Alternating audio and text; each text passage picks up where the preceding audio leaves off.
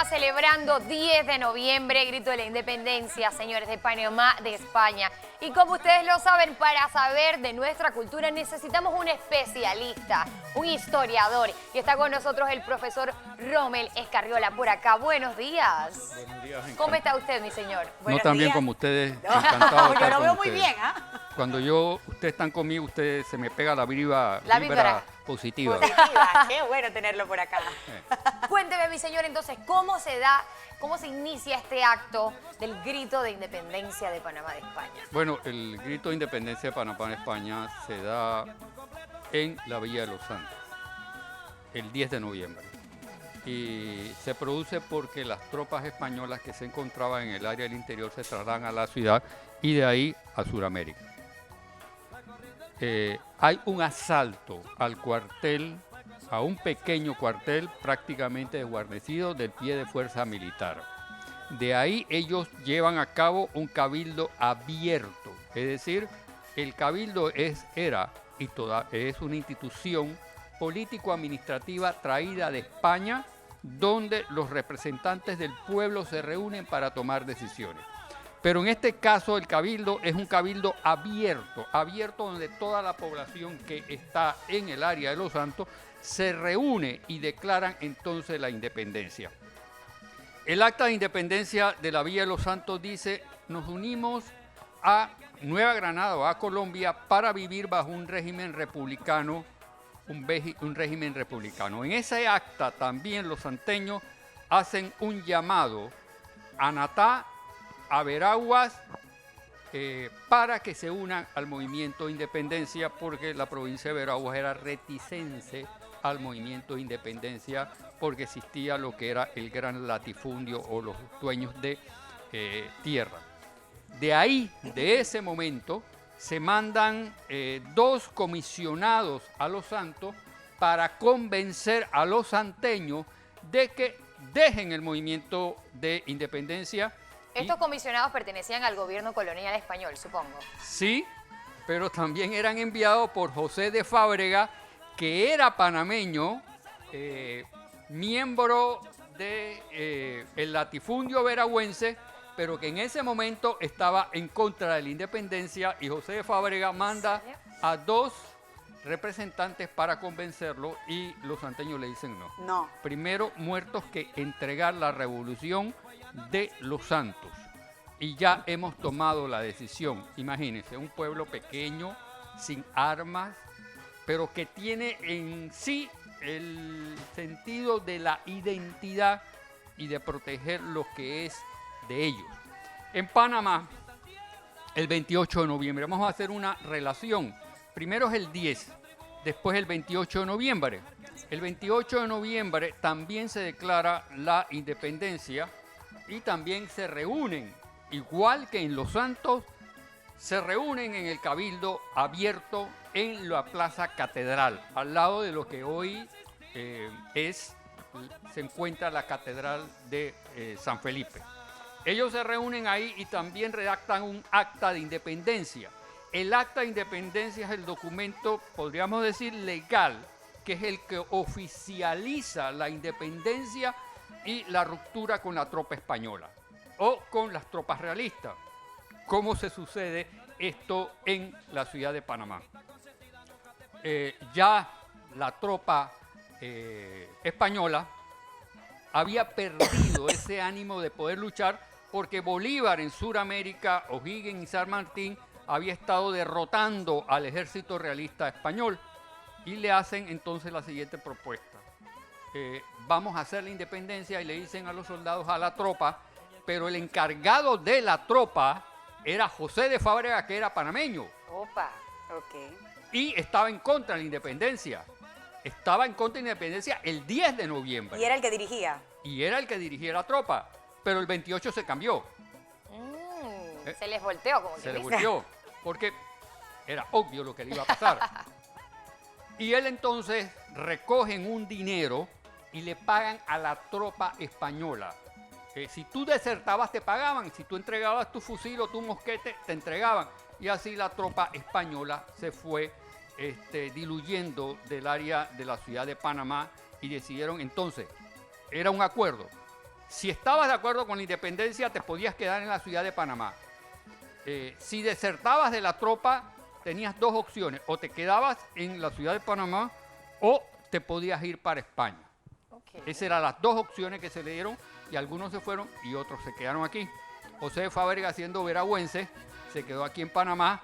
Era el coronel encargado de la tropa que estaba en contra de la independencia, pero después aceptó la independencia y quedó dirigiendo todavía entonces, después del 28 de noviembre, la tropa. Entiendo que para ese momento había muchas cosas que inspiraban o que hacían que influyeran en lo que era ese deseo por independencia que tenía el panameño, no solamente la situación económica que se vivía en el Istmo por ciertas restricciones comerciales que los españoles pues nos ponían a nosotros los panameños. Usted mencionó también a líderes en Sudamérica que estaban derrotando a españoles en ese momento. Entonces era una voz que se corría. La independencia de los Estados Unidos de Norteamérica también se dio en ese momento. Yo estoy clarita. Ajá. Entonces era mucho lo que se estaba dando en América. No es que solamente fue un momento de independencia en Panamá con España, sino que era ya eran voces los que se corrían y la gente aquí en Panamá dirá, no nos vamos a quedar atrás, ¿no? Claro. Oiga, usted está bien clarita. Ella está informada. Estoy clarita. Me ha dado una clase de historia aquí. Es bien clarita, bien clarita la posición de ustedes. La figura máxima por los cuales nosotros, además de las condiciones económicas que usted ha mencionado, la situación de Panamá, había una figura que es Simón Bolívar, un gran líder latinoamericano. Creo hoy, y lo afirmo con toda responsabilidad, que si nosotros hubiésemos seguido y siguiéramos los principios del libertador Simón Bolívar, América Latina no tuviera las condiciones en que está. El verdadero pensamiento del libertador Simón Bolívar. Solo quiero agregar una cosa a usted que mencionó a Bolívar. Bolívar era dueño de esclavos, venezolano, pero un hombre de tal magnitud humana que siendo esclavo dicta decretos para la liberación de los esclavos. Qué interesante. Él va en contra de su propia clase social para liberar los esclavos. Por eso es que en Panamá el ideario, incluso del arrabal de Santana, apoyan el movimiento del 28 de noviembre porque había un sector social de esclavos en Panamá. Cosa significativa, y yo creo que no va a haber ningún líder latinoamericano en la actualidad que muera en esas condiciones.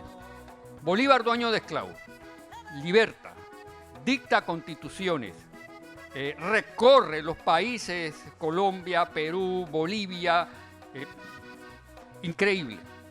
Y cuando muere él, porque vamos a hacer una relación de las personalidades, muere solo, aislado, enfermo. La camisa que Bolívar tenía, es como decir que Donald Trump muere solo hoy sin un centavo. Eso no puede ser. Ni ningún líder latinoamericano en la actualidad va a morir solo y sin un centavo. Él muere solo, sin un centavo. La camisa que tenía cuando murió era prestada.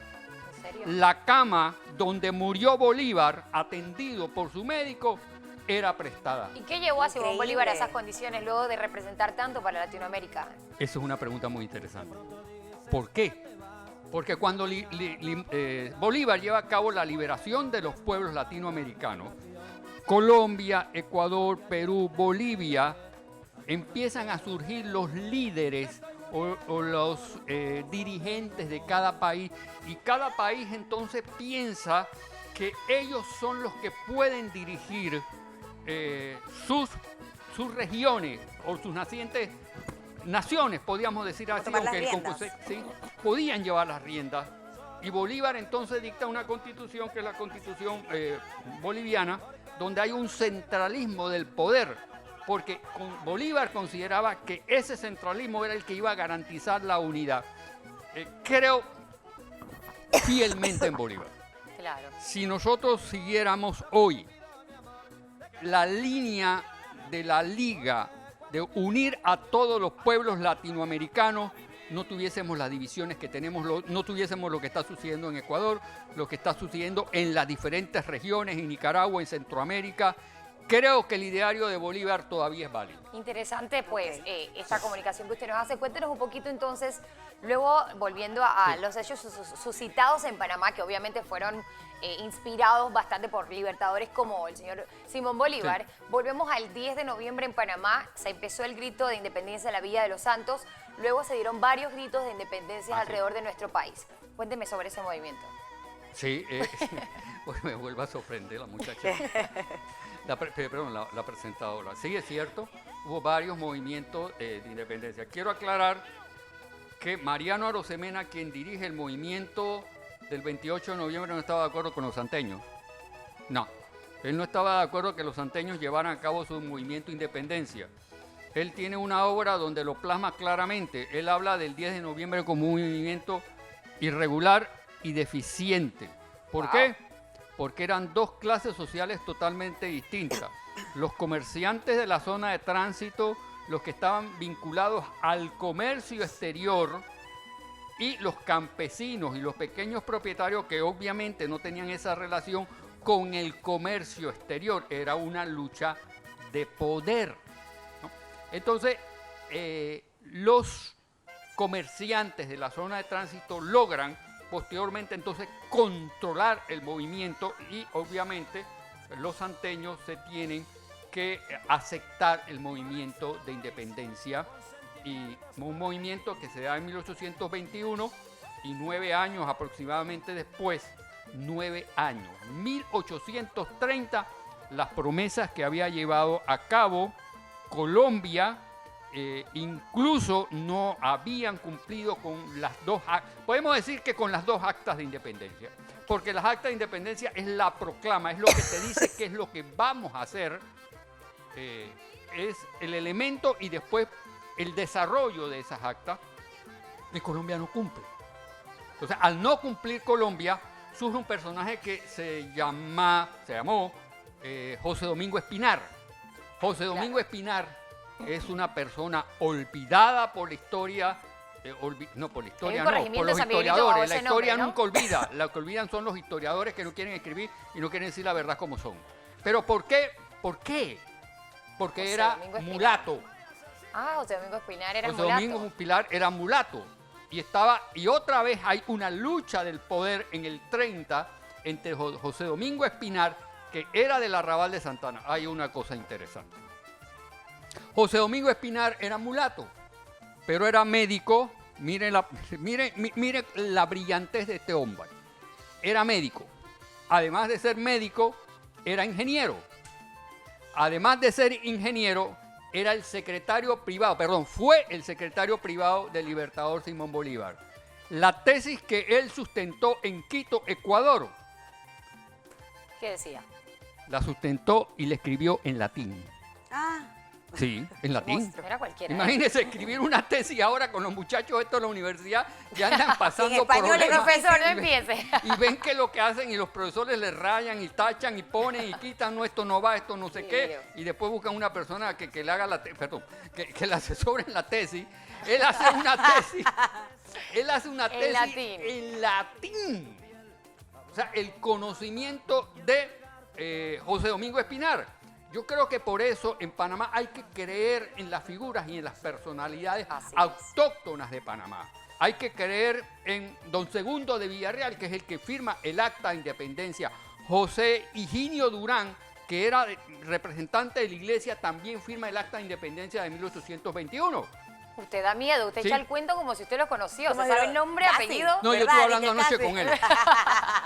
José Eugenio Durán, que era, y después posteriormente, que no voy a entrar en el 3, pero la iglesia también firma el acta de independencia del 3, incluso, bueno, eso lo decimos en el otro Ese es programa. otro programa. Muchas gracias, profesor. Eso que tanto mencionan y dicen, ok, el grito de independencia en la Villa de los Santos, que si Rufina Alfaro, que si fue fulano, mengano. ¿Por qué se da? ¿Qué es mito, historia? Bueno. Y se le da una importancia, como Oye, usted este menciona, programa sí está a las bueno. personas, quizás a las personas que usted dice que no se reconocen lo que se tienen que reconocer. Sí. Bueno, Rufina Alfaro. Tenemos unos minutitos, un segundito. Tenemos Sí, un así, minuto ya, más. ya para Sí. concluir. Sí, exacto. ya para concluir. Rufina Alfaro es un personaje que incluso los santeños, los 10 de noviembre, llevan a cabo una gran actividad preciosa con un desfile de carretas, recordando lo que es el sentido autóctono, hasta que me erizo yo, porque esto corre por la sangre, porque lo Así más es. importante es ser panameño y sentir que tú eres panameño. Rufina Alfaro es un personaje que creo que son 3 personas nada más que han escrito sobre ella y la han descrito de forma distinta. Lo que pasa con Rufina Alfaro es que no hay un solo periódico, no hay una sola gaceta oficial, no hay un solo documento que demuestre que ella existió y por eso algunos historiadores plantean que si no está en el documento no existe. No existe. Bien, ahora mi conclusión particular, porque estoy en el campo de la historia, yo planteo lo siguiente. Bien, pudo haber existido, pudo haber existido. ¿Cuál es el motivo por los cuales Rufina Alfaro quizás no aparece en los libros? Porque era mujer. Ah, claro, lo que nos comentó. Lo que yo comenté en programa pasado. en que no programa se les pasado, hace reconocimiento a las mujeres. era el reconocimiento a las mujeres. Ay, si yo le hablara aquí un programa sobre qué era lo que hacían las mujeres, nada más era coser, cocinar y atender al marido. No iban a la universidad ni estudiaban ni nada, ¿no? Tenían que estar ahí en la Claro casa. que sí. Entonces, reconocer a una mujer, y más una mujer campesina, era muy difícil. Pero qué cosa, que ella fue tan importante que por más que Ahora la historia bien. intentaba ocultarle, el nombre ha subsistido, ¿no? Sí, ahora bien, si existió, la borraron.